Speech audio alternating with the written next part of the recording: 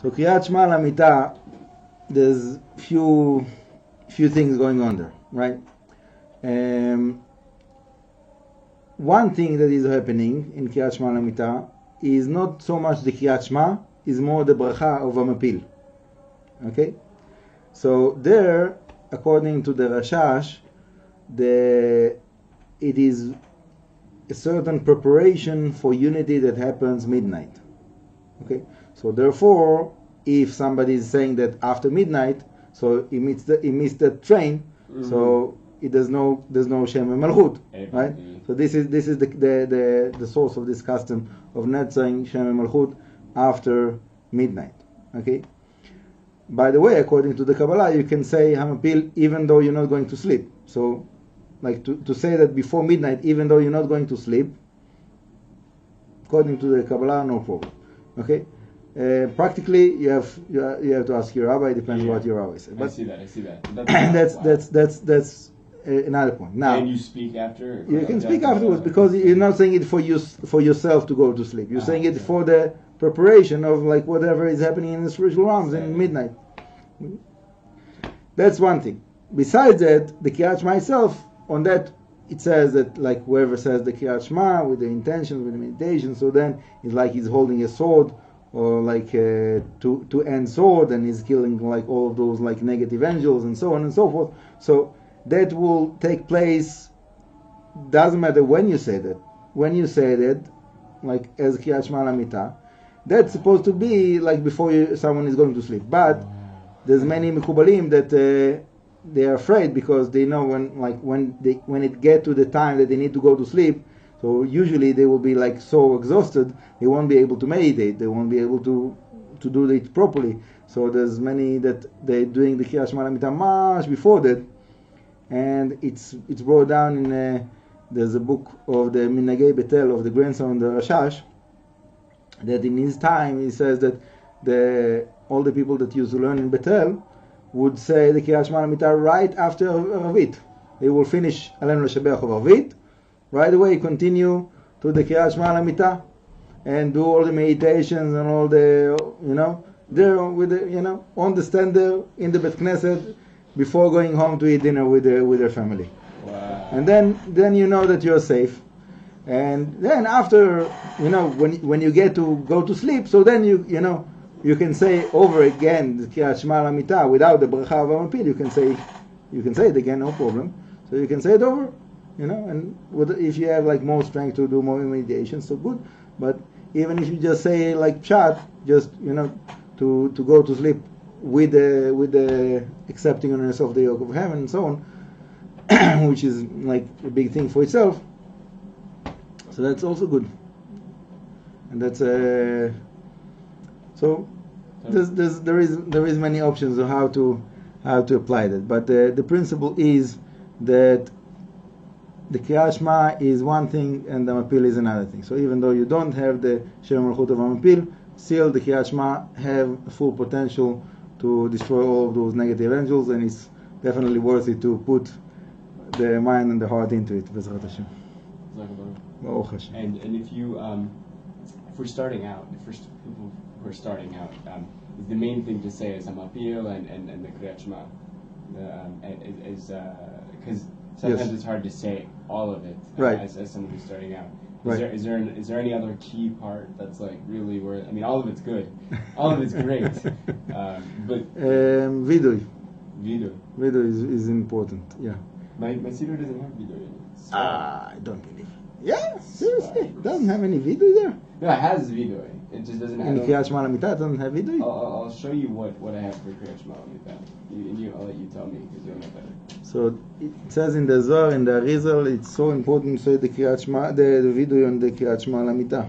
Maybe I'm missing it. Maybe it's there and I'm not seeing it. No, you're right. You're right. Is the same vidui from like Mincha? Yeah, like Mincha. Like Shacharit, whatever. Yeah. With the Hashamnu, Baganu, Yeah. The idea is that when you're saying the Keriat Shema, when you go to sleep with vidui, it doesn't have to be the vidui of Mincha. Really, what it's supposed to be is more like hitbodedut of Breslau kind of. To speak over like all the things that you did wrong in the day. That's what it's supposed to be. Yeah. So it, like, for most of the people, it's very hard to really do it like properly, to go over like all the details of what they did along the day. Some of them because they don't remember, some of them because they don't want to remember. But the point is, it's very difficult for most of the people. So therefore, they like in most of the siddur, and they print in the like regular video, Yeshavnu Bagadnu, which is like general for everybody, the same text, and then no one is getting too much of offense. But it is very important because that defines how the neshama will elevate within the night. So if somebody did something and he didn't say, "I'm sorry, Hashem, for that thing that they did," in general or particular, but it just ignores it, so then it creates like let's say that like the neshama, when it goes up to heavens when he's falling asleep, so it's taking like a wrong turn there, like within the spiritual realms. So it's not a good idea. So I would say that like the next thing after Hamapil and the Keriat Shema itself will be vidui. Of importance. But do you do that first? Do you do the vidui first? The Heshbon Nefesh? You can do it before, after, doesn't matter. But you have to say like vidui before you're going to sleep, as much as possible. Yeah. No, but if someone thinks about their day and they had a pretty good day and they didn't have anything to be like regretting on, then is that the vidui itself? What they did there? Contemplating about the day?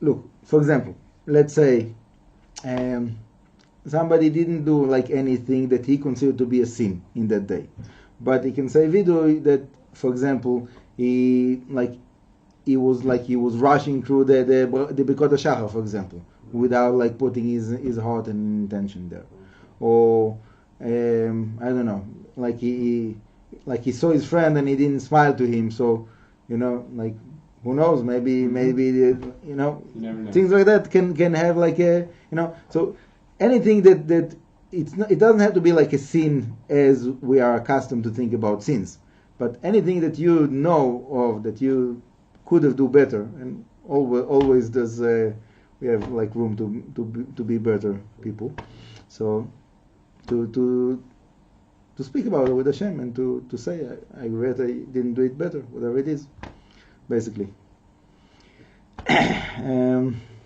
Do you also remember the positive parts of the day, or is it really just for like improvement and like the negative side? Look, the point there is about like saying like regret for the negative things, but obviously we don't want anyone to go to sleep with depression, right? So you can definitely like also like tap yourself on the back for positive things that you did, to give yourself like the chizuk that you need to have inspiration for a new day tomorrow, right? Definitely. we want everybody to wake up in the morning without Hashem. Yeah. So the point is like when you say you regret about something, so you're taking that's basically teshuvá, right? Teshuvá is to say to confess, regret, and take on yourself not to do it in the future. So that's the definition of teshuvá according to the Rambam. So the cabalistic understanding of what happens there is that you're taking the sparks that were like going back to what we were discussing before, that the angel that was created by the negative act. So you're taking the sparks that are giving the sustenance of this angel, right? So you are like dissolving this like negative effect that can come to the soul that when it goes up. So when the soul goes up, so all those negative beings that are still there, they can like hold back the soul to go to the place where the soul wants to go to, right? So we want to like free the way of the soul, that it will be able to go straight up to the place where it wants to be, which is basically Gan Eden. So that's the way to clear up the road, to say vidui. Yeah. there's all kinds of other points with it, but that's the basic formula with the help of Hashem. So Baruch Adonai L'Olam. Amen. Amen.